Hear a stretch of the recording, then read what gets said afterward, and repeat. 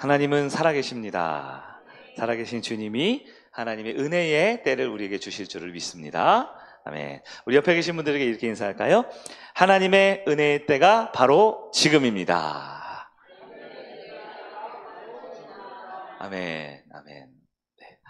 오늘 하나님의 때라는 제목으로 주제의 시리즈를 살펴볼 텐데요. 내려놓기 시작할 때, 오늘 제목 보면서 함께 말씀 듣도록 하겠습니다. 성경을 보면 시간이라는 단어, 표현이 두 가지로 쓰여졌다는 것을 우리는 볼 수 있습니다. 우리 원어적 의미를 보면 하나는 크로노스라는 단어고요, 하나는 카이로스라는 단어가 시간, 때라는 표현으로 쓰여져요.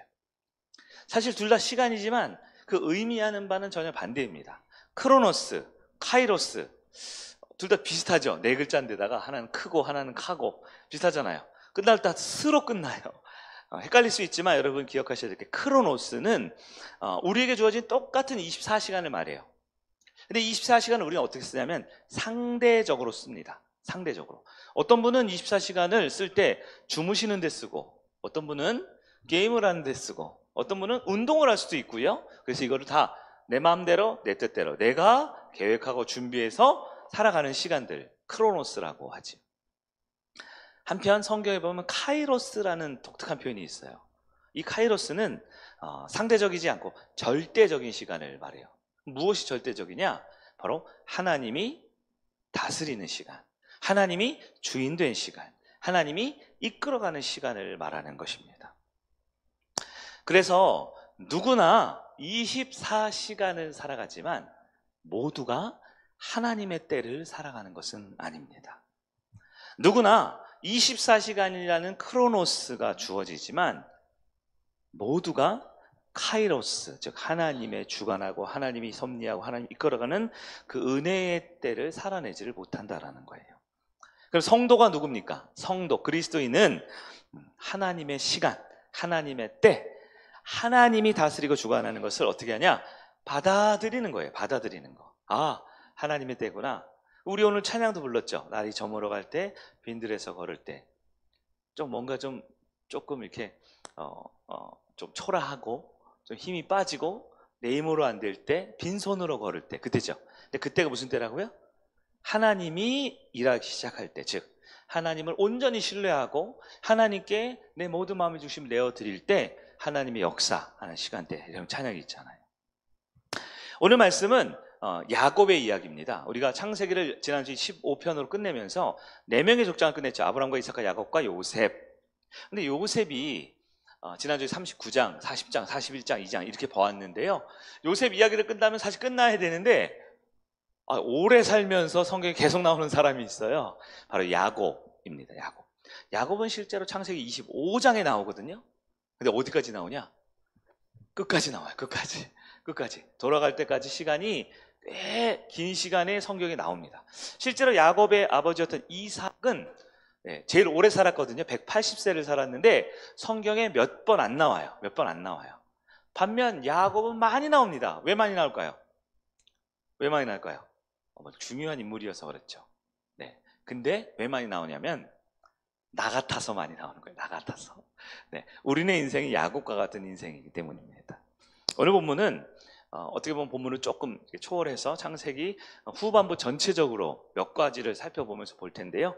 야곱이 정말로 이스라엘로 변화되는, 즉 성화되는 그 과정에 대한 말씀을 보도록 할게요. 짧은 시간은 아니겠죠? 긴 여정입니다. 야곱의 평생의 여정, 어떤 사람이었는데 어떤 과정으로 하나님이 어떻게 하셔서 어떻게 변해가는가, 그래서 한 4가지 단계로, 4시즌으로 한번 살펴보려고 하고 있습니다. 한번 야곱의 일생을 한번 살펴보겠습니다. 첫 번째, 야곱은 어떤 사람이냐? 절대로 안 변할 것 같은 사람이었다라는 거예요. 절대로 안 변할 것 같은 사람. 여러분, 피터팬 컴플렉스라는 말 들어보셨어요? 피터팬 컴플렉스, 피터팬 신드롬, 이런 표현도 있는데요. 동화 속에 보면 피터팬이 나오죠. 피터팬. 그래서 그 날씬하고 아주 잘생긴 우리 청소년, 어린아이 같은 귀여운 아이인데요. 사실 근데 그 동화의 배경을 보면 피터팬이 결코 어린아이가 아니에요. 나이가 꽤 많아요. 꽤 오래 살았거든요.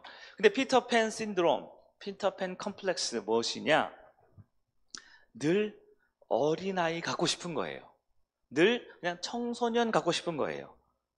뒤집어서 말하면 뭐냐면 어른이 되기를 거부하는 사람들의 이 사회적 현상을 피터팬 컴플렉스라고 합니다.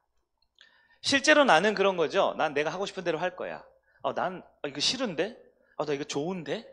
나 너무너무 행복해. 난 불행해. 내 감정과 내 생각이 타인과 적절한 교류와 적절한 상호작용이 이루어지는 게 아니라 그냥 내가 하고 싶은 대로 하겠다라는 거죠. 제가 좀 긍정적으로 표현을 한 거예요, 나름. 네, 실제적으로 이 사람은 뭐냐면 잘 배우지 못하는 사람입니다. 잘 자라나지 않는 사람입니다. 사회에서, 학교에서, 직장에서, 또 가정에서, 그리고 교회에서도 여러 가지 교훈과 여러 가지 책망과 여러 가지 바르게 함과 여러 가지 의료 교육하는 것들이 있죠. 근데 들어요. 근데 배우지 않습니다. 교육과 성장의 현장이 있어요. 근데 자라나지 않습니다. 왜요? 난 피터팬이니까요. 늘 그 자리를 지키고 늘 그 모습 그대로 있기를 원하는 거예요. 세상 말로 뭐냐면 진도가 안 나가는 사람, 진도가 안 나가는 사람이라고 할 수 있을까요? 영적인 피터팬이 있습니다. 영적인 피터팬 누군가요? 네. 예수를 믿어요. 안 믿는 게 아니라니까. 예수를 믿어요. 근데 잘 배우지 않습니다. 성장하지 않습니다.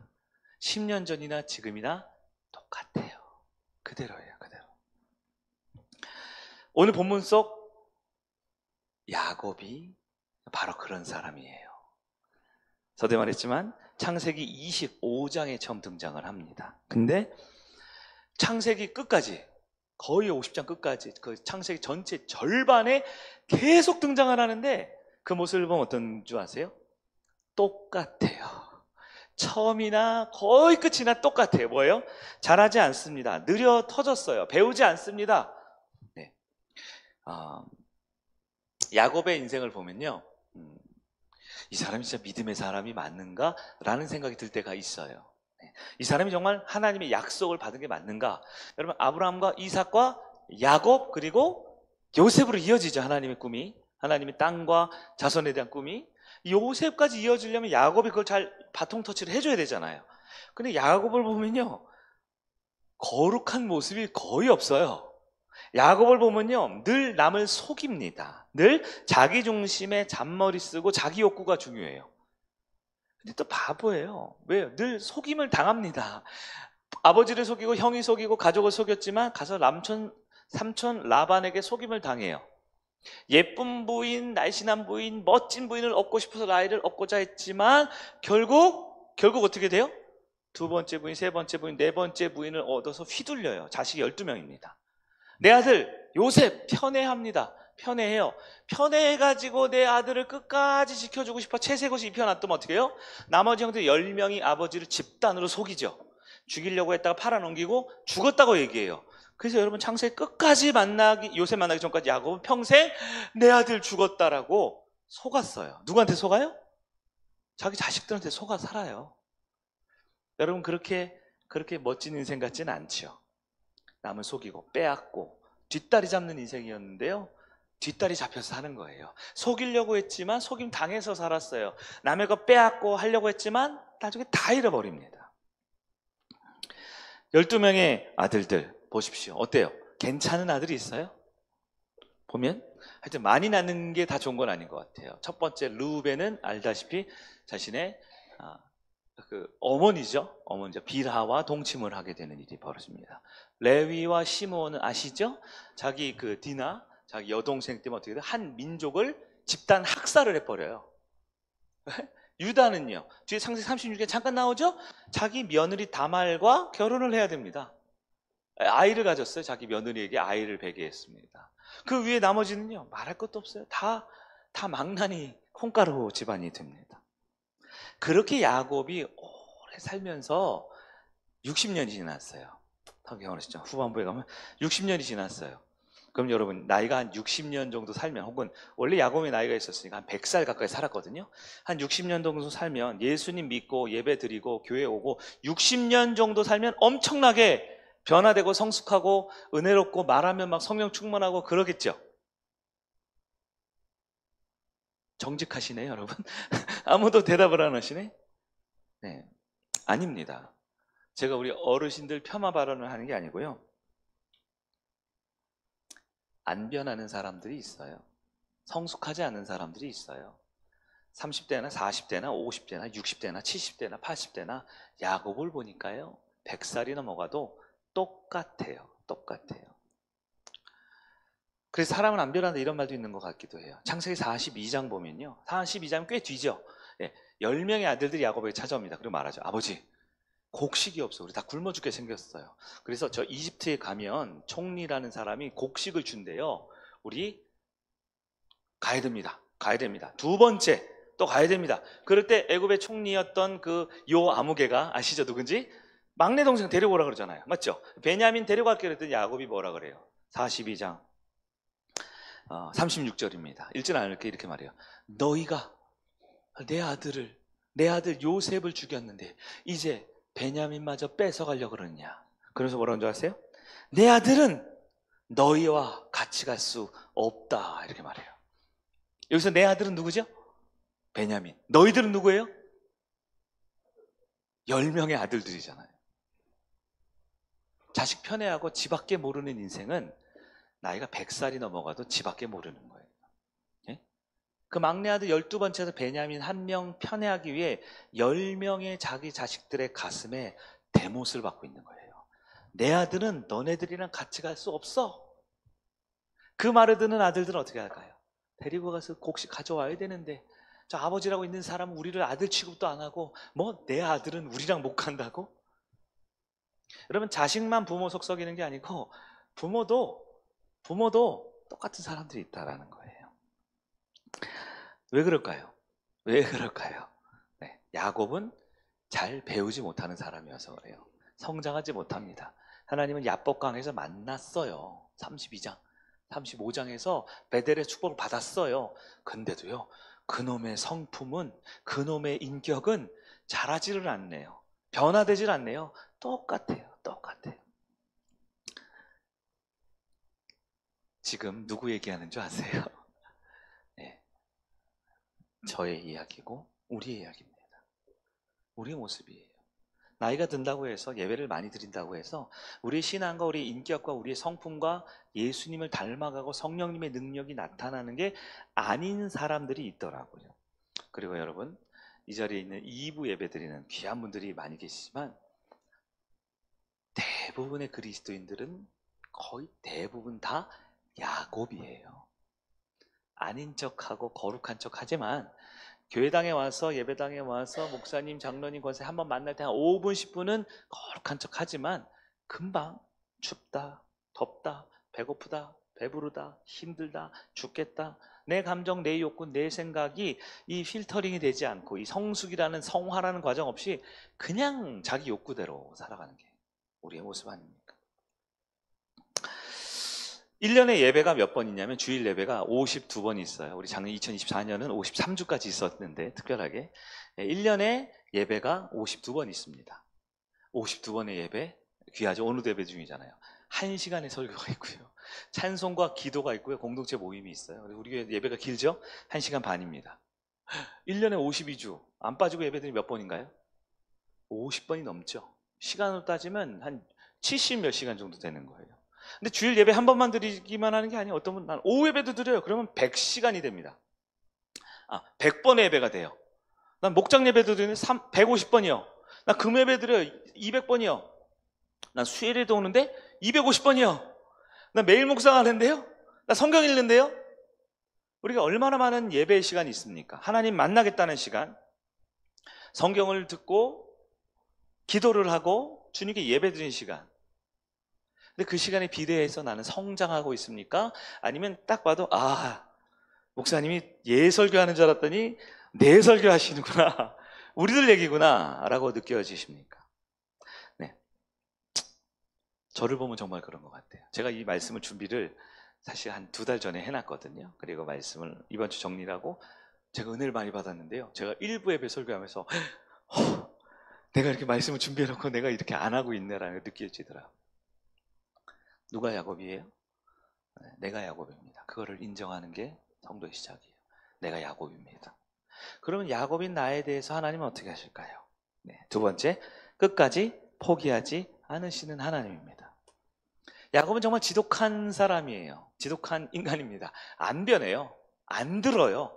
듣는 척을 그렇게 하면서, 다 아는 척을 그렇게 하면서 한 발자국도 안 움직입니다. 똑같아요. 똑같아. 아니, 다 돼가지고, 천국까지 다 돼가지고도 자식들 편애하고, 끝까지 자기 고집 부리고, 자기 원하는 거 하고, 자기 욕구대로 살고, 기분대로 살고, 자기 꿈, 자기 소망, 자기 원하는 게 신이 된 사람. 그런데 그렇게 지독하게 제자리걸음인 야곱보다 더 지독한 존재가 있어요. 너무 외람된 표현이어서 죄송합니다. 우리 하나님이 더 지독해요. 우리 하나님은 포기하지 않습니다. 우리 하나님의 사전에는 포기란 없다.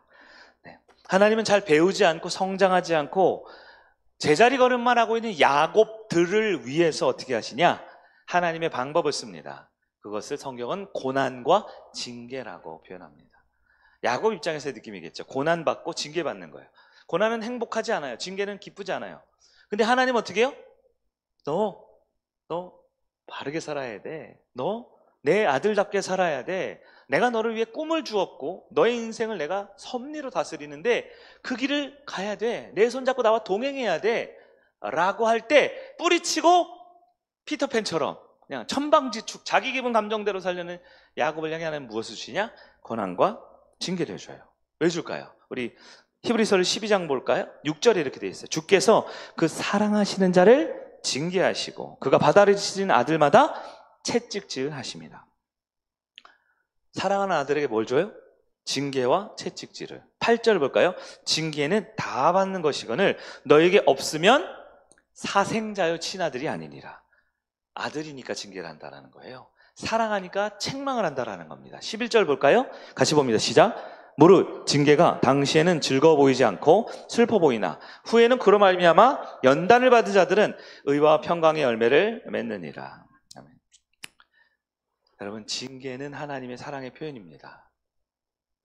잘 씻지 않고 열심히 공부하지 않고 남들을 존중할 줄 모르는 아들, 딸들에게 부모의 혼내고 회초리하고 바르게 할 때까지 방에서 손 들고 있게 하고 하는 징계는 사랑하는 아들한테만 하는 거예요. 교회 와서 어떤 아이가 막 뛰어놀면 예의도 없어요. 막 욕을 합니다. 그럼 어떻게 해요? 아이고 그러면 안 돼. 그러죠. 근데 그게 내 아들이 어떻게 해요? 이 새끼 따라와. 따라와. 저기 화장실 끌고 가죠. 왜? 사랑하기 때문에. 여러분, 하나님의 주신 징계와 고난은 야곱 같은 우리의 인생을 위한 하나님의 사랑의 방법임을 깨달으셔야 돼요. 계시록에도 말합니다. 3장 19절. 물은 내 사랑하는 자를 책망하여 징계하노니 그러면 내가 열심을 내라 뭐 하라고요? 회개하라. 근데 야곱의 특징이 뭐냐면 징계를 받는 것 순간을 딱 알아요. 그리고 어떻게 징계를 안 받습니다. 고난을 받는 거 알아요. 그래 피합니다. 그래서 야곱이 제일 잘하는 게 뭐냐면 도망가는 거예요. 장자권 얻고 도망갔죠. 삼촌 라발이 할 때 어떻게 도망갔죠. 형 앞에서 어떻게 해요? 안 넘어 도망가죠. 끊임없이 도망다니고 회피합니다. 왜요? 야곱이니까요. 본성이 야곱이어서요. 책망받는 걸 그렇게 싫어해요. 요즘 표현은 부정적 피드백 너무 싫어해요. 누가 나한테 뭐라고 할 것 같으면 어떻게 해요? 회피하고 무시하고 어떻게 해요? 그런 사람이 있어요. 여러분 주변에 혼을 내는데 혼이 안 나는 사람이 있어요. 잔소리를 하는데 잔소리 안 듣는 사람이 있어요. 이게 좀 심각한 상태입니다. 왜요? 하나님께서 우리에게 어려움을 주실 때가 있어요. 큰 병을 줄 때가 있어요. 사고를 줄 때가 있어요. 고난을 줄 때가 있어요. 왜요? 이게 하나님의 연단이거든요. 여러분, 예수 믿다가 큰 병 나고 큰 고난 당하고 큰 사고 당해서 죽은 사람 한 명도 없다는 거 알고 계세요? 한 명도 없어요. 한 명도. 인류 역사상 있으면 데려오세요. 제가 수단과 방법을 가리지 않고 위자료를 드릴 테니까. 예수 믿다가 고난과 연단 때문에 죽은 사람 없어요. 죽는 줄 아는 거죠, 자기가. 고난당하기 싫어서 회피하고 있으니까 늘 두려워하고 늘 불안해하고 늘 세상으로 좀 찌질하게 쪼다같이 도망만 다니고 회피만 할 뿐이죠. 왜요? 난 피터팬이거든요. 난 성장하면 안 돼요. 난 잘하면 안 돼요. 그래서 늘 제자리 걸음인 겁니다. 근데 우리 하나님은 어떤 분이냐? 지독하게 포기를 하지 않는 분이에요. 그런 분들에게 마치 야곱에게 어떻게 하냐? 하나님은 또 찾아갑니다. 그래서 배우지 않고 성장하지 않고 변화되지 않으면 어떻게 해요? 포기 안 해요. 여러분 세상은 포기하죠? 변화 안 되면 어떻게 해요? 포기해요. 선생님 포기합니다. 요즘 학교 가보면 아이들 막 포기하는 선생님 있더라고요. 아니 뭐 아무것도 안 했는데 벌써 포기하는 선생님들도 있는 것 같아요. 좀 아쉬워요. 안타깝게도 가족도 포기합니다. 가족이 가족을 포기해요. 가장 심각한 상태가 뭐예요? 자기 자신이 자기 자신을 포기해요. 여러분 그래서 내가 나를 포기하면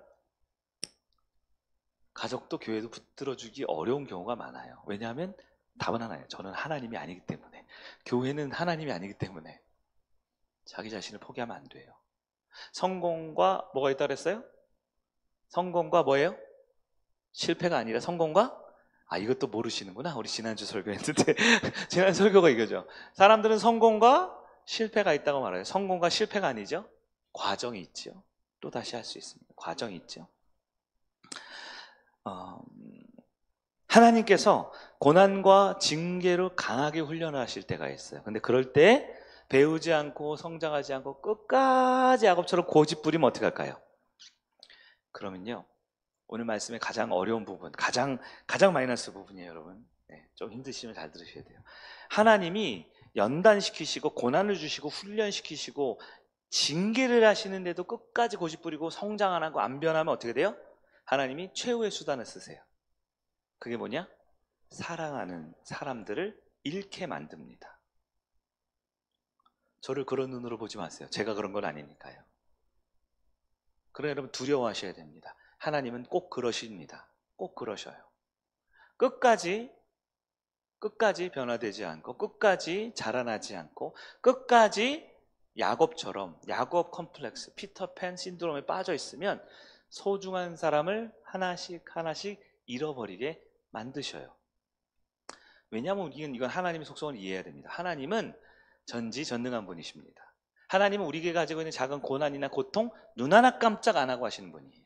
여러분 노아의 홍수 때 얘기했죠? 그 당시 콜롬비아 대학 수학학 교수가 얘기했죠? 아담 때부터 노아 때까지 그 자연 환경과 자연을 생산하는 능력을 봤을 때 인구가 지구상에 아무리 수학적으로 계산을 해서 최소치를 잡아도 1억 명. 성경에 몇 명 없다고 없는 게 아니에요. 무드셀라 969세까지 계속 애를 낳는데요. 그때는 암도 없고 교통사고도 없어요. 자살도 한 명도 없어요. 계속 애를 낳는데요. 많게 보면 50억에서 70억까지도 봅니다. 우리 하나님 어떤 분이에요? 딱 반나절 만에 노아의 가족 8명 빼고 다 죽이는 분이에요. 다 죽인다고요. 왜요? 하나님 생명의 주인이거든요. 구원하실 분 구원하고 지옥 보낼 사람 지옥 보냅니다. 우리가 성경의 히브리서에 보면 막 고난당하죠. 순교자한테 톱으로 킴을 당하고 온갖 그 고통스러운 부분들이 있죠. 역사에 순교자들 많잖아요. 그 사람들이 가장 행복한 거 아세요? 네? 순교자들이 가장 행복하게 죽은 거 아세요? 네? 제가 죽음도 설교 많이 했죠. 모세 안 죽었잖아요. 엘리야 안 죽었잖아요. 스데반 안 죽었잖아요. 맞죠? 죽음이 뭡니까? 믿지 않는 사람들이 그냥 끝이나 고통이고 절망이지요. 죽음은 분리단절, 하나님과 영원히 분리단절되는 것인데 하나님은 어떻게 해요? 천국 가는 건 죽으면 하나님과 영원히 연합되는 건데 왜 죽어요? 죽기는. 고통도 죽음도 슬픔도 없어요. 하나님 나라 가면 원망할 거예요. 왜 이제 나를 데려가셨습니까?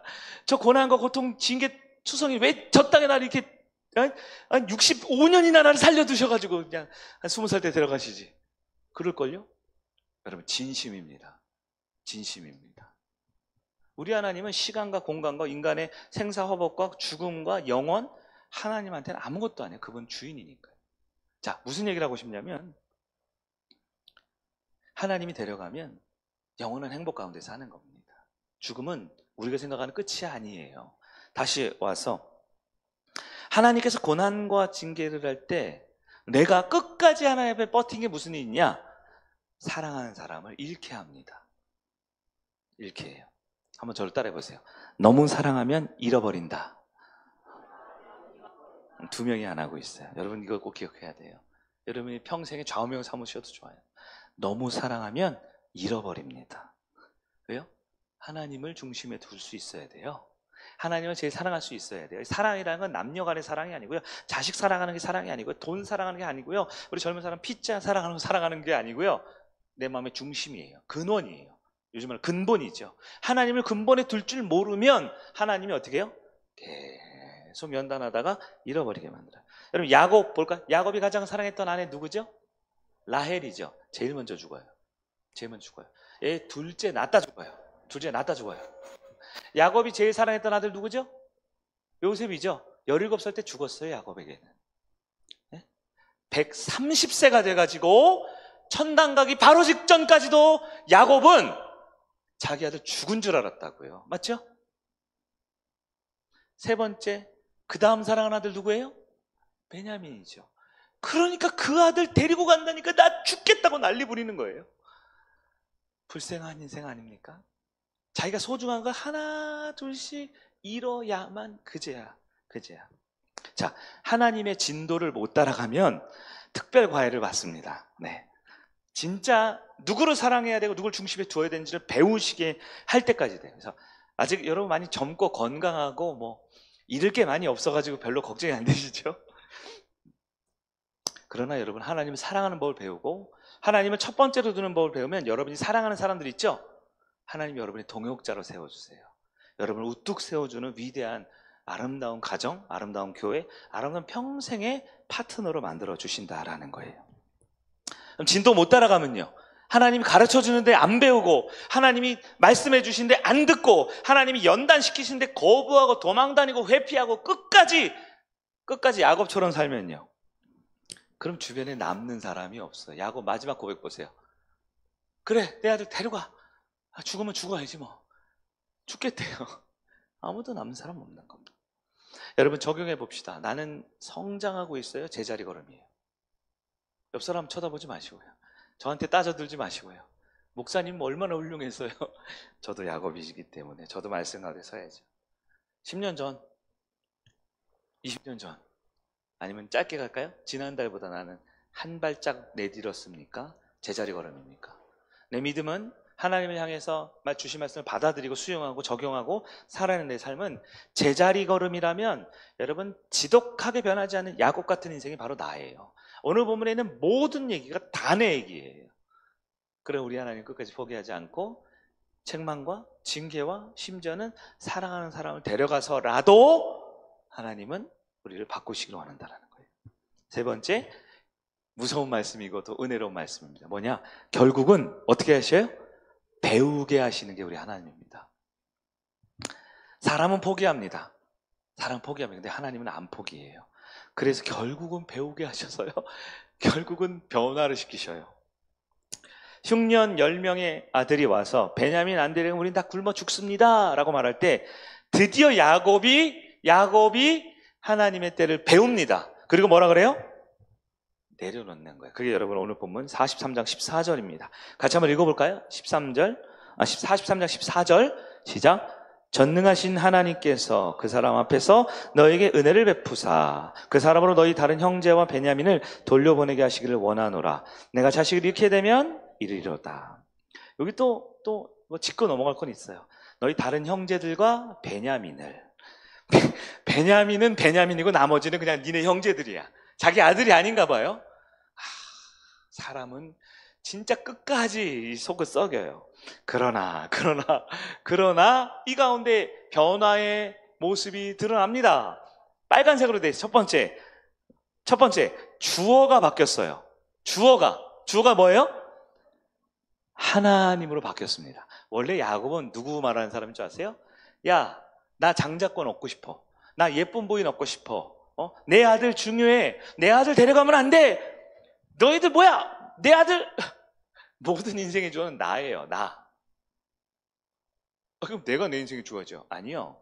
변화된 성도들의 인생의 주어는 하나님으로 바뀝니다. 하나님 바뀌어요. 하나님께 맡기기 시작하는 거예요. 하나님으로부터 바뀝니다. 고난이 있을 때나 징계가 있을 때나 소중한 사람 잃을 때나 은혜 받고 축복받고 응답 받을 때나 주어가 하나님에 바뀌어요. 주어로가 하나님에 바뀐 사람 어떻게 해요? 예배당에 오면 하나님부터 찾아요. 하나님께 기도부터 하는 사람들 있죠, 교회 오면. 그런 사람 보셨어요? 교회 오면 하나님께 감사부터 쓰는 사람들 있죠? 보셨어요? 교회 오면 하나님을 찾는 사람들이 있어요. 교회 오면 나 이런 사람이야. 나 왔어. 내 자리 어디야? 내 밥 어딨어? 내 인생의 주어가 뭐예요? 우린 누굽니까? 그리고 두 번째 뭐예요? 내가 자식을 잃으면 이를 이루다. 이게 뭐냐면 이게 내려놓음이에요. 내려놓음. 내 자식이지만 하나님께서 시작했죠? 자식을 놓으리라. 자식을 놓으리라. 자식을 잃으리라. 무슨 뜻이에요? 하나님께 드리겠다라는 거예요. 내 아들의 생사 여탈, 내 아들의 인생의 모든 것이 누구에게 있다? 하나님께 있다라는 겁니다. 하나님께 있다. 고구마가 조금 내려가요. 이제 사이다를 마셨는지 조금 내려가요. 야곱이라는 인간이요, 그 지독한 인간이요, 조금 배우기 시작합니다. 드디어 나보다 하나님을 앞에 두기 시작합니다. 그리고 내가 놓으면 놓아야죠. 이 말은 뭐예요? 하나님이 하시겠죠. 하나님이 책임지시겠죠. 하나님이 살리시고, 하나님이 입히시고, 하나님이 구원하시고, 하나님이 취업시키시고, 하나님이 장가 보내시고, 하나님이 공부 잘하게 하시고, 때론 그렇게 하지 않고 고난과 징계와 고난 가운데 있어도 하나님 하시겠죠. 책임지시겠죠. 사실 야곱은 예수님 믿는 사람이 안 믿는 사람이에요? 믿는 사람이라니까요. 야곱 모태신앙이잖아요. 맞죠? 태어나 보니까 아버지가 이삭이고 태어나 보니까 어머니가 리브가예요. 맞죠? 아버지 이삭이 40살에 결혼해서 20년 동안 기도했다니까요. 기도로 얻은 아들 쌍둥이 에서와 야곱, 모태신앙이고 태어나면서 예배 드렸죠? 가정예배 드렸죠? 주일학교 다녔죠? 청소년부 했어요. 청년을 했으면 청년부 임원도 했을지 몰라요. 예배 드리고 교회 다닌다라니까요. 믿는 부모에게 하나님의 약속의 말씀을 들으면 자랐지만 배우지 못해요. 잘하지 않아요. 피터팬처럼 제멋대로 삽니다. 그러다간 야곱이 드디어 43장 와서 하나님을 말하기 시작하고요. 드디어 하나님을 주어로 받고 내가 이제 아들을 잃으면 잃어야지요. 여러분, 이 표현이 누구랑 비슷하냐면요, 구약에 나온 한 여인이 있어요. 에스더라는 여인 아시죠? 에스터. 뭐요? 하나님 앞에 금식하고 왕 앞에 나갈 때 내가 죽으면 죽으리이다. 뭐요? 죽긴 왜 죽어요? 아무도 안 죽는다니까요. 하나님이 하시는 대로 합니다. 라고 하나님께 순복하고 하나님께 내가 맡긴다라는 겁니다. 창세기 22장 8절에 아브라함이 그의 소중한 아들 이삭을 어떻게 해요? 이삭을 가죠. 그때 하나님이 아브라함이 뭐라고 그래요?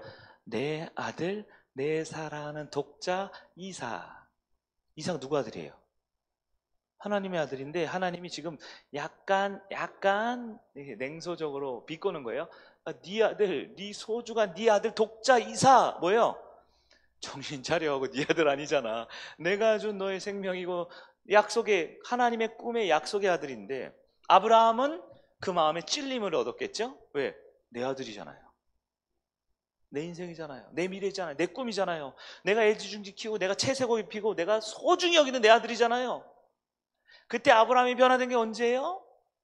창세기 22장 8절에 모리아산 꼭대기에 제단을 놓고 아들을 올려 10절에 22장 10절에 딱 아들이 찌르려고 할 때 아브라함아 하나님 다급해서 부르죠. 그리고 이때 네가 진짜 나를 경외하는 줄 알았다 하고 아브라함은 그때 믿음의 조상으로 여겨주시잖아요. 너의 믿음을 인정해 주시잖아요.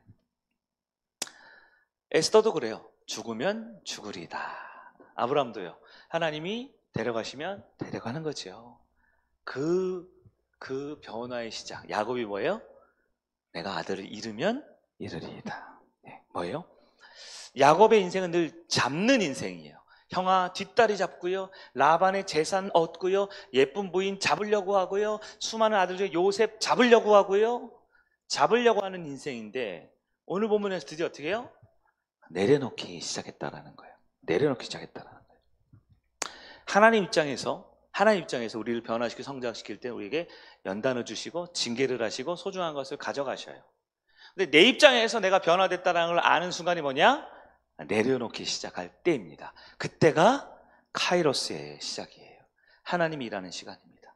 내 힘으로 교회 오고 내 힘으로 청소하고 내 힘으로 설거지하고 내 힘으로 사역하고 내 힘으로 예배 인도하고 그땐 여전히 크로노스의 시기. 남들 보기 훌륭한 직분자이고 성실하고 섬겨 보이는 거 있지만 여러분 세상도 다 안다니까요. 그건 저 이단도 다 해요. 오늘 아침에 일부 예배 때 보니까 우리 청년들하고 사역자들 너무너무 고생 많은데 좀 지각한 분들이 있었어요. 내가 언제 어느 밖에 나가 보니까요, 저 이단 교회 사람들도 저 위 우리보다 더 언덕이죠. 네, 한 20명이 뛰어가더라고요. 20명이 뛰어가더라고요. 우리 성도들은 걸어오는데 이단 교회에 다니는 사람 뛰어가더라고요. 여러분 이단도 열심히 없으면 못 해먹어요. 직장에서는요, 불성실하면 살아남나요? 공부하는 아이들은요, 네? 야무지게 제대로 안 하면 버텨내나요? 지난주에 우리 성공과 형통 배우셨죠? 성공이 뭐예요? success. 성경에 형통이라고 되어 있죠. 하나님이 요셉과 동행하고 함께하는 게 형통이잖아요. 성공하는 사람들은 하나님이 나와 함께하는 걸 알고 간증하는 사람이죠. 아직 성공하지 못한 사람 누구예요? 실패가 아니라 과정 중에 있는 사람은 하나님이 함께하지만 그걸 잘 못 느끼는 사람이죠. 고백 못하는 사람이죠. 그럼 성공하려면 어떻게 돼요? 고백하면 돼요. 요셉은 어디예요? 보디발의 집에 노예로 있는데도 성공했어요. 지하 감옥에 있는데도 성공했어요. 왜요? 하나님이 함께 하시니까요. 하나님은 한순간도 안 빼놓고 야곱과도 함께 하셨습니다. 근데 야곱이 이제 그걸 이제서야 안 거예요. 100 몇십 살 잡수셔가지고 이제서야. 여러분 어때요? 여러분 알고 있나요? 하나님 나와 함께 하는 걸?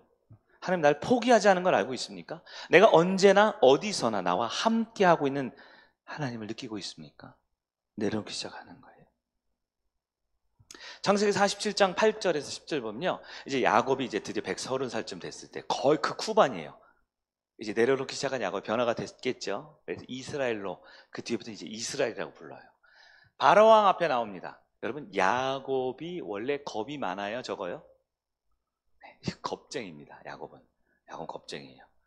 장자 거 뺏은 다음에 죽을까봐 도망다니고요. 삼촌 라반 거 뺏은 다음에 또 죽을까봐 또 도망가고요. 맞죠? 야복강 넘어갈 때 형한테 맞아 죽을까봐 또 끝까지 절하고 막 재물 보내고 끝까지 하나님 보고 살려줘요, 살려줘. 하나님이 나한테 복 안 주면 난 죽어요. 끝까지 하나님 붙들면서 뭐예요? 겁쟁이죠, 겁쟁이. 네. 아들년 요셉 죽었을 때도 아이고 난 죽겠다. 베냐민이 아이고 난 죽겠다. 문제를 회피하고 상황을 무책임하게 도망다니는 사람, 겁쟁이지요. 근데요, 야곱이 130살, 이 당시 야곱의 컨디션이 좋은 게 아니에요. 즉 뭐냐면 망해가지고 굶어 죽기 직전에 요셉 뺑이 믿고 가족들이 다 이집트로 와서 파라오왕 잠깐 만나는 거예요. 그럼 이 사람 피골이 상접할 거예요. 먹지도 못해서 막 그러고 노인 130세니까 제대로 보지도 않고 걷지도 못하는데 파라오왕 앞에서 뭐라 그러냐? 파라오왕이 물어보죠. 네 몇 살이야? 왕이니까 물어보죠. 그러니까 130살입니다. 그런데 내 나이가 비록 130살이지만 내 조상에 비할 바 없고요. 그냥 험악한 세월을 보냈어요. 그러면서 야곱이 뭐라 하면 내가 나그네의 길을 가고 있습니다. 이렇게 표현해요. 나그네 10절에. 야곱이 무슨 길을 가고 있다고요? 나그네. 그리고 나서 하는 게 뭐냐면 파라오 왕을 축복합니다. 왕을 축복해요. 겁쟁이 야곱이요. 누가 누구 축복하고? 지금 맞죠? 예? 굶어 죽기 직전에 지금 남의 나라 왕 앞에 가지고 아유 감사합니다 살려주십시오 이래야 되는데 이 겁쟁이 야곱이 축복을 하는 거예요. 왜 축복을 하냐? 그의 고백을 보면 알 수 있어요. 자기가 누구라고 불렀다고요? 나그네. 그럼 나그네가 누구예요? 나그네의 반대가 뭐죠? 나그네 반대는 주인장이에요. 주인장. 사극 보면 이렇게 나그네가 삿갓을 딱 쏘고 가다가 이렇게 주막에 들으라고 하죠. 주막에 딱 들어가면 주모 여기 막걸리와 국밥 한 그릇 주시오. 그러면 주모가 갖다 주죠. 주모가 누구예요? 주인장이죠. 주인장. 나그네는요, 국밥을 먹고 딱 막걸리 한잔 먹고 어떻게 해요? 저걸 딱 놓고 딱 떠나죠. 떠나는 뒷모습 한 번씩 다 봤죠. 왜요? 왜 떠나요? 나그네니까. 주인은 안방에 들어가서 들어 눕겠지만 나그네는 어떻게 해요? 떠나죠. 어거스틴이라는 분이 초대교 교부인데요, 우리 성도는 나그네다라고 표현했어요. 베드로서에도 우리가 나그네라고 되어 있거든요. 나그네가 뭔지 아세요? 나그네는 주인이 아니라는 거예요. 나그네는 이 집이 내 영원한 집이 아니라는 거예요. 나그네에게는 진짜 주인이 따로 있고요, 진짜 집이 따로 있어요. 그 주인이 누구예요? 하나님이죠. 진짜 집이 어디예요? 하나님 나라죠. 영원한 천국이죠. 그 전까지 야곱은 사람 눈치 봤어요. 형도 무섭고 아버지도 무섭고 라반도 무섭고 다 무서워요. 사람마다 무섭고 두렵고. 왜요? 내가 주인이었거든요. 내가 주인인 사람은 나보다 조금만 더 세도 무서워요. 내가 주인인 사람은 나보다 조금만 부족하고 어려도 금방 우쭐하거나 에이 겁을 줘요. 맞죠? 근데 나그네인 사람은요. 나그네인 사람은요.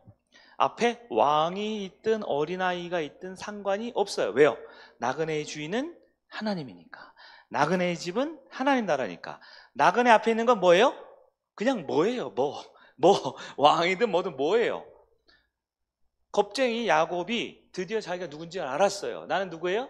나그네예요. 주인이 아니에요. 난 나그네예요. 내 주인이 따로 있고 내 집이 따로 있어요. 지금 애굽 땅에 들어가지만 그래 밥 차려놔 먹고 갈게. 나 집 나중에 갈 거야. 애굽은 내 땅이 아니에요. 영원히 살 게 아니에요. 사람들이 왜 성공과 권력과 높은 자리를 탐합니까? 이게 집인 줄 알아서 그래요. 자기가 나그네인 줄 모르고 여기서 영원히 살 줄 알아요. 그래서 돈도 모으고 높은 자리에 오르고 성공하려고 그러고 대장 되려고 해요. 그래봤자 끝은 다 비참한데 다 똑같이 조그만 관짝에 들어가고 끝나는 건데 왜 우리는 그런 생각을 할까요? 내가 누군지 알아야 됩니다. 야곱이 철들고 변화되기 시작하니까 내가 누군지 알죠. 파라오 앞에서 내가 누구라고요? 나그네라고요. 그러니까 축복을 해요. 왜요? 나는 나그네지만 내 주인이 따로 있어요. 그분이 축복하래요. 앞에 있는 파라오 왕은 누구예요? 그냥 누구예요? 누구. 그러니까 축복하는 거예요. 왕이든 신하든 아이든 상관없어요. 축복하는 거죠. 왜요? 나는 나그네니까. 여러분 나그네처럼 살고 있습니까? 제가 해외여행하고 군대 가는 얘기했는데 지금 시간이 짧게 해드릴게요. 여러분 해외여행 가보셨어요? 네, 동남아시아 3박 4일 4박 5일 여행 가면 맨 처음에 첫날 딱 도착해요. 그럼 어떻게 해요? 기분이 좋죠. 흥분되죠. 그 향신료 이런 것도 신기해 보이고 맛있어 보인다. 또 어떤 걸 좀 싫기도 하지만 어쨌든 유럽을 가든 미주를 가든 여행을 가보십시오. 첫날에 흥분되죠. 기쁘죠. 잠잘 시간이 아까워. 이것도 보고 저것도 보고 사진 찍고 또 찍고 또 찍고 또 계속 찍어요. 집에 가서 안 볼 건데 하여튼 계속 찍어요. 남는 건 사진밖에 없다고. 거짓말 하지 마세요. 안 보잖아요. 근데 계속 찍어. 이것도 찍고 다 찍어. 둘째 날 돼요. 어떻게 돼요? 또 찍어요 그걸. 그리고 아침에 호텔 뷔페, 호텔 조식. 그렇죠? 밥 중에 제일 맛있는 밥은 뭐다? 너미 차려준 밥이잖아요. 호텔 조식 뷔페 딱 보면 어떻게 와, 쫙 있어요. 신기하죠? 근데 셋째 날 되면 어떻게 해요? 그게 똑같은 게 또 나와요. 넷째 날 되면요? 똑같은 게 또 나와요. 그래서 어떻게 해요? 호텔 조식 좋은데 어떻게 해요? 보통 늦잠 자고 아침에 컵라면 이렇게 배낭에 꺼내 컵라면 먹고 있어요. 맞죠? 넷째 날 되고 마지막 날 가기 전에 뭐 생각나요, 여러분? 뭐 생각나요? 동남아시아 맛있는 쌀국수, 중국 무슨 요리 생각나요? 집에 가서 김치찌개를 먹거나 떡볶이를 먹거나 라면 한 그릇 먹었으면 쉽죠? 네. 마지막 때가 되면 오기 전날 무슨 생각 들어요? 아쉽다 이런 생각 들지만 집에 가자 그런 거 있죠. 네, 우리 어른들 맛있게 다 먹은 다음에 어머니 했잖아요. 아니면 물 한잔 먹어. 물이 제일 맛있다. 이런 사람도 있죠. 맛있는 거 다 먹어놓고서 김 빠지게 맞죠? 여행 다 갔다 오는 거 맞아요. 집이 제일 좋다. 이런 사람도 있잖아요. 근데 사실 집이 제일 좋죠. 돈 가져가는 얘기 있죠. 환전하죠. 베트남 동, 일본 엔화 이런 거 막 종이 집해가지고 지갑에 넣어놓고 그 식당 갈 때마다 세보잖아요. 내가 얼마 썼지? 이거 아껴야 되는데 너무 많이 썼나? 맞죠? 보통 3박 4일, 4박 5일 한 3, 4일 있으면요 거의 마지막 날까지 돈을 잘 못 써요. 이거 어떻게 쓰나 이거 해야 되는데 우리 아들이 줬는데 이거 뭐 사야 되는데 그러다가 이제 마지막 때 다 되죠. 집에 가기 전에 어떻게 돼요? 이 돈 안 쓴 거 어떻게 해요? 빨리 써야 되잖아요. 맞죠? 그래서 맛있는 것도 사 먹고 이상한 열쇠고리 같은 거 그렇게 사. 열쇠고리 오기 전에 초콜릿인데 우리나라 초콜릿 제일 맛있잖아요. 근데 그 초콜릿 외국만 써있고 아랍어 쓰는 초콜릿 다 사와요. 그리고 그거 꼭 나를 갖다 주더라고 목사님을. 초콜릿 좀 갖다 주지 뭐예요? 돈 남으면 어떻게 해? 이거 외국 돈 갖고 있어봤자 뭐예요? 그냥 막 쓰는 거야. 막 쓰고 나눠주고 애들도 나눠주고 지나간 사람 주고 그러죠? 왜요? 이제 우리 집에 갈 거니까. 제일 미련한 사람이 누구예요? 그거 외국 돈 아껴놨다가 집에 가져와서 지금도 책상에 있는 사람들 있죠. 지금도. 근데 나중에 써야지 뭘 쓰긴 뭘 써. 그냥 그거 다 없는 거야 그냥. 나중에 쓰면 그때 또 환전하면 되잖아요. 그거 갖고 있어요. 미련하게. 남자분들 군대 갔다 온 분들 어때요? 처음에 2등병 때 가고 떡 적고 떡 있죠. 세상에 제일 맛있는 음식은 PX에는 냉동식품. 고향만두 탁 잘라가지고 빙 돌리고 라면 어때요? 봉지에 딱 잘라가지고 뜨거운 물 부어가지고 윙 돌리고 그냥 먹고 너무 맛있다 그러고 그러죠. 전역을 할 때가 되면 이제 병장 달고 이제 전역 이제 15일, 한 달 남았어요. 그러면 우리 후임들이 뭐 병장님 우리 PX 갑시다. 그럼 PX 가요 안 가요? PX 가요 안 가요? 너나 가. 냉동식 먹으면 배 아파. 가요 안 가요? 안 가죠? 제가 근데 장교로 있어가지고 다 봤어요. 보면 병사들 보면 저는 동시에 보잖아요. 약간 좀 그래도 여유로운 위치에서 보니까 분명히 비빌거리고 막 아유 뭐 맛있는 거 좀 사주십시오. 막 그 보급품 나오잖아요. 소고 위아래 거 나오고 맞죠? 이름 다 써놔요 거기다가 훔쳐가 이름 다 써놓고 뭐 전투화 맨날 빡빡 닦고 병장 되면 어떻게 해요? 나눠줘요. 그냥 니 써라, 니 가져라. 왜요?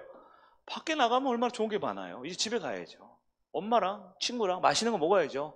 대학교 복학해야죠. 직장 돌아와야죠. 여자친구 남자친구 만나러 가야죠. 제일 미련한 사람이 누굽니까? 마치 내가 말뚝 박는 줄 알고요. 말년 병장 마지막 내일 저녁인데 전투화 닦고 있는 애들이 있어요. 이렇게 막 난 군인 정신 막 이러면서 그거 갖고 나가도 안 신어요. 저도 그랬거든요. 저도 장교 정보 무슨 뭐 할 때 있는 거 다 있거든요. 작년인가 제가 다 버린 것 같아. 근데 나 20년 넘었는데 장교 정복 좀 약간 뭐 모자 쓰고 이런 거 있거든요. 장교들 거. 그게 한 30몇만 원을 치거든요. 갖고 있다 뭐 곰팡이만 쓰더라고요. 다 갖다 버렸어요. 입을 일도 없고 사실 맞지도 않고. 미련하게 우리가 나그네고 이게 우리 집이 아니고 내 고향이 따로 있는 걸 모르면 어떻게 돼요? 돌아오는 비행기 안에서 그 돈 얼마나 많은지 외국 돈 세고 있는 인생.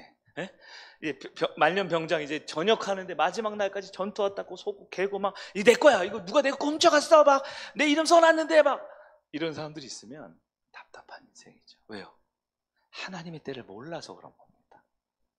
근데 여러분 전역을 하거나 외국에서 돌아올 때 사실 여러분 만약에 해외에 나가서 10년 산다고 생각해 보세요. 그럼 그 엔화 그 베트남동 중요하죠. 이거 붙들고 있어야 돼. 이걸 먹고 살아야 되니까. 우리 북한은 보통 군대를 10년 간다 그러던가요? 7년인가요? 하여튼 북한은 군대를 오래 간대요. 10년 간대요. 그럼 어떻게 한 3년 지났어요. 우리는 전역하지만 5년 차 어떻게 돼요? 내가 북한에서 군대 잘하려면 어떻게 해요? 뭐 내 보급품도 잘 갖고 있어야 되고 내 계급장도 중요하잖아요. 맞죠? 근데 만약에 내일 저녁이고 내일 귀국인 걸 알면 어떻게 해요? 우리는 그렇게 안 살죠. 그렇게 안 살죠. 여러분, 하나님이 주인 되고 하나님이 하나님의 나라를 받아들이면 내려놓을 수 있어요. 내려놓을 수 있어요.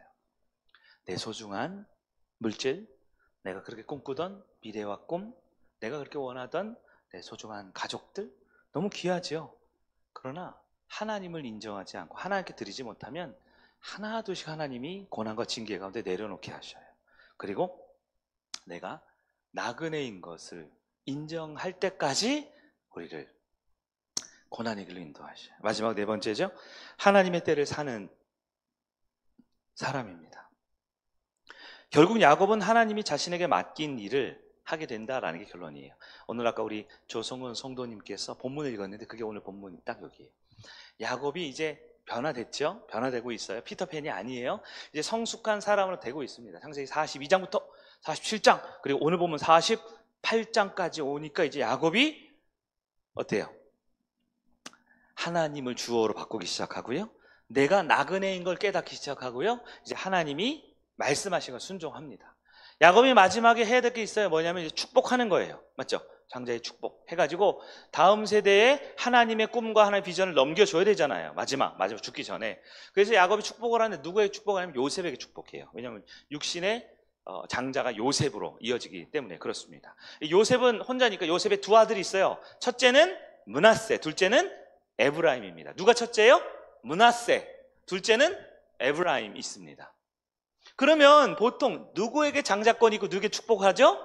첫째에게 하죠. 그래서 야곱이 130세쯤 되니까 기력이 쇠하고 눈이 잘 보이지 않았어요. 그래서 이렇게 잘 안 보고 있는데 여러분 그의 아버지 이삭도 말려 눈이 안 좋았죠? 유전인 것 같아요. 야곱이 눈이 흐려요. 이렇게 잘 안 보여요. 그러니까 요셉이 아버지에게 축복받으라고 안수기도를 세팅을 딱 했어요. 어떻게 했냐면 야곱의 오른손이 장자죠. 오른손에 손이 닿게 누구를 세팅했냐면 므낫세를 세팅을 딱 한 거예요. 맞죠? 왼손 두 번째 힘의 권력은 에브라임에게 딱 세팅을 딱 한 거예요. 그러니까 목사님 여기서 그 안수기도 할 때 보면 있잖아요. 안수기도 할 때. 안수기도 할 때 우리 예배원들이 세팅을 잘 해주셔야 돼요. 맞죠? 지난번처럼 제가 이렇게 했는데 저 계단 밑에 있으면 제가 이렇게 안수를 하면 이제 허리가 나가는 거예요. 허리 아팠잖아요, 제가. 그래서 지난번 여기 의자를 올려놓고 하더라고요, 의자를. 근데 의자를 올려놓을 때 안수기도 할 때 이렇게 딱 하면 되죠. 근데 가끔 어떤 분들 겸손하다고 막 수그려요. 이렇게 수그리면 또 제가 같이 수그려줘야 돼, 같이. 그럼 또 이제 허리가 나가는 거예요. 안수기도는 편안하게 받으시면 돼요. 편하게. 아무튼 자, 안수기도를 하려고 하는데 이 야곱의 오른손 머리 위에 해당하는 오른쪽, 여러분 보기 왼쪽이지만 오른손 앞에 누구라고요? 첫째 므낫세. 왼손은 두 번째 힘이니까 둘째 에브라임을 했다는 거예요. 근데 성경 보니까 아시죠? 창세기 48장 14절에 보니까 손을 어떻게 했어요? 어긋나게 이렇게 크로스 했다는 거야. 크로스 이걸 한 거예요. 그러니까 요셉이 아버지 이건 아니죠. 이건 아니죠. 이건 아니지 않습니까? 아버지 혹시 좀 나이가 많이 들어서 좀 약간 왔다 갔다 하는 거예요? 그럼 안 됩니다. 이걸 얘기해요. 그럴 때 야곱이 뭐라 그래요? 48장 19절입니다. 그의 아버지가 허락하지 아니하며 이르되 나도 안다 내 아들아 나도 안다. 안다는 거예요. 내가 지금 둘째에게 장자의 복을 주고 첫째에게 차자의 복을 준 걸 안다 모른다?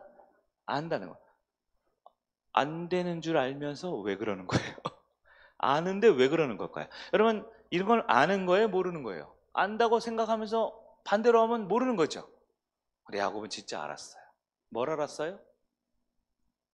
하나님이 나에게 하시는 말씀을 아는 거예요. 야곱이 그 나이 먹도록 다 돼 있는데 이렇게 축복하면 되거든요. 근데 손을 이렇게 딱 보더니 손을 이렇게 뒤집었어요. 왜요? 하나님이 그렇게 하라고 했어요. 하나님.